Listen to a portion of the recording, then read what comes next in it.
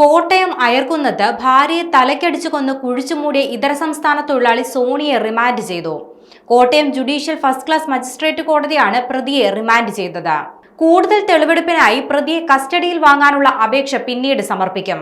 കൊല്ലപ്പെട്ട യുവതിയുടെ മൃതദേഹം ഇന്ന് കോട്ടയം മെഡിക്കൽ കോളേജ് ആശുപത്രിയിൽ പോസ്റ്റ്മോർട്ടം ചെയ്യും. ബന്ധുക്കൾ എത്തിയതിനു ശേഷമായിരിക്കും പോസ്റ്റ്മോർട്ടം നടക്കുക. പ്രാഥമിക പരിശോധനയിൽ തലയിലും മുഖത്തും ആഴത്തിലുള്ള മുറിവുകൾ കണ്ടെത്തിയിട്ടുണ്ട്. നിലവിൽ പ്രതി സോണി ഒറ്റയ്ക്കാണ് കൊലപാതകം ചെയ്തതെന്നാണ് പോലീസിന്റെ നിഗമനം.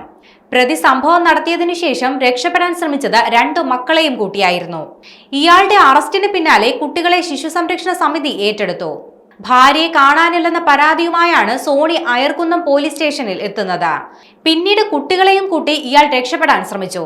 എന്നാൽ എറണാകുളം റെയിൽവേ സ്റ്റേഷനിൽ വെച്ച് പോലീസിന്റെ പിടിയിലാവുകയായിരുന്നു. തുടർന്നുള്ള ചോദ്യം ചെയ്യലിൽ പ്രതി കുറ്റം സമ്മതിക്കുകയും ചെയ്തു. ഭാര്യയ്ക്ക് മറ്റൊരാളുമായുള്ള ബന്ധമാണ് കൊലപാതകത്തിൽ കലാശിച്ചതെന്നാണ് വിവരം.